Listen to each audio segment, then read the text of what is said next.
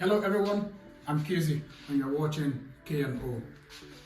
In this video, I'm going to be showing you all the whole tools you need for plastering. Right, let's dive into the video straight away. So the tools you'll be needing for plastering, the basic tools you will need, we'll start from the smallest to the biggest. So we have this. This is called the small tool. I don't know what you call it in the country where you are, but it's a small tool. I think it's the smallest tool plasterers use. So we usually use this thing to get into tiny little corners around some sharp edges where your trowel cannot fit in. Then secondly, we use them to cut around sockets, switches after skimming. That's this for this one, the smallest tool we use for plastering. And the next one we need is a small brush to brush in the corners of the walls after skimming. This brush always come in handy. You can get a smaller one than this, but this one can still serve. And the next thing we need this. It's called snips. It's called snip. So you use this to cut in all the angle beads, both the plastic ones and the metal ones, plastering. Yeah.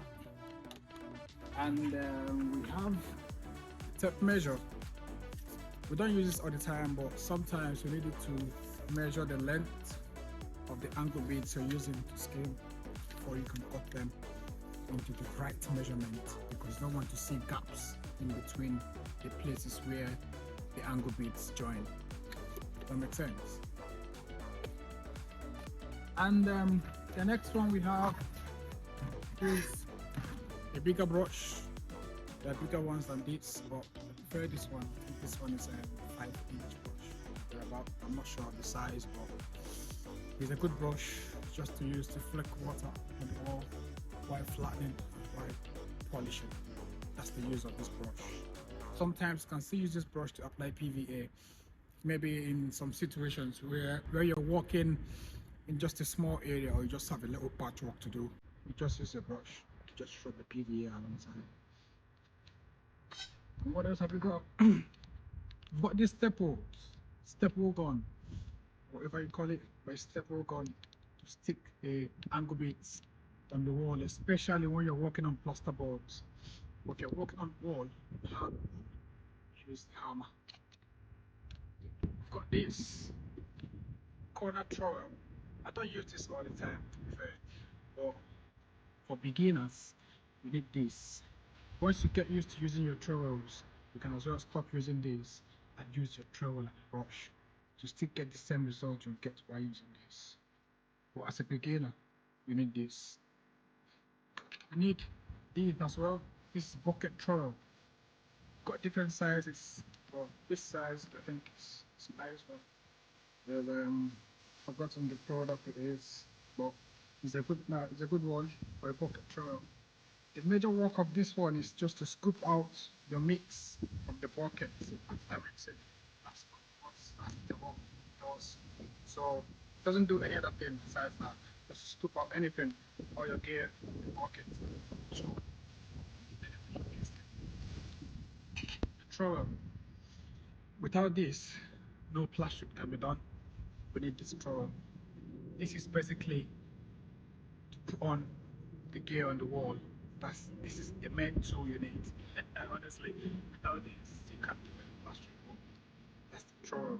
And the size is 14 by 4-inch trowel. It's a good one.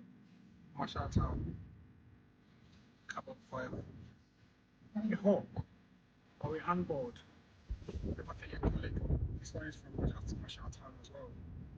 It's quite good, nice and flat. Just to put your gear on board. You need a small bucket just to fetch water for the mixing, and the bigger bucket to mix your gear with. Then we need a split skin. This one is the ox split skin. Comes in handy. There are bigger ones than this, but I think this is a reasonable size you use to work with. If you're working on building sites, you can get the longer one. It's up to you. But this, as a beginner, it will help you to get your walls flat and level all the time. You can't go wrong with this. And the biggest of them all is a mixer. You know, you don't necessarily need to get this bigger one. There are other smaller mixers you can use to mix your gear to get a good consistency as well.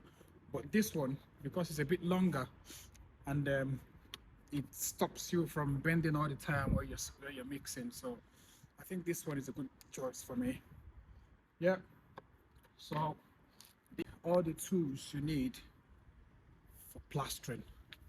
So there are other little, you know, little material tools as well you can use, just like the small spatulas that comes in sets. You can use them when you're getting into tight corners where your trowels can't reach, or where you're plastering on complicated angles where you cannot really go in with your trowel like that. So you just need those small spatulas to go with.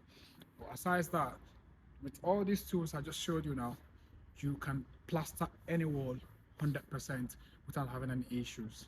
Yeah. That being said, thanks for watching, and click on the subscription button so that anytime we post new videos, you will be the first person to get the update. Thank you. See you in the next one.